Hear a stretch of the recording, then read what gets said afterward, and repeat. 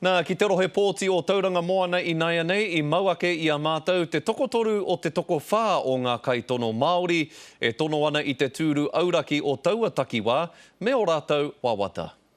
There's a lot of unhappy New Zealanders out there. Yeah. Ko tahi ana ke haita Brendan Horan o Ngāti Maniapoto, Aotearoa tuatahi. Arā ko te huarahi whakamua, arā me whakarongo ke ki ngā tohu tohunga a ngā mātua tīpuna. On the Sunday morning, there's going to be a nice cool breeze, and people will feel it on their cheek. And for some people, it'll just be a breeze on their cheek. For other people, it'll be a cool wind of change. And for those of you that have voted for New Zealand First, it'll be your tūpuna kissing you. Mō Jason Gardner o Ngaiterangi me Ngāti Whakaue, ko tērā e tino kai ngā kaunui hiana e ia, arā kia tū motu hake ke ko te iwi Māori.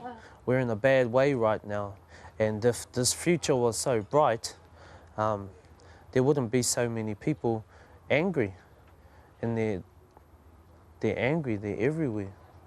I tipu ake a Deborah Mahuta Coyle no Ngāti Maniapoto, he whānau matuatahi, I raro I te maru o tōna whāia.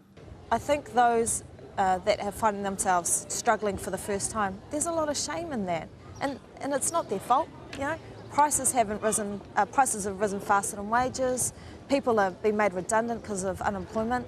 It's, you know, come on, give them a break. Ka rea Simon Bridges o nā hinara I whai wātea ki te kōrero kia mātou I tēnei rā.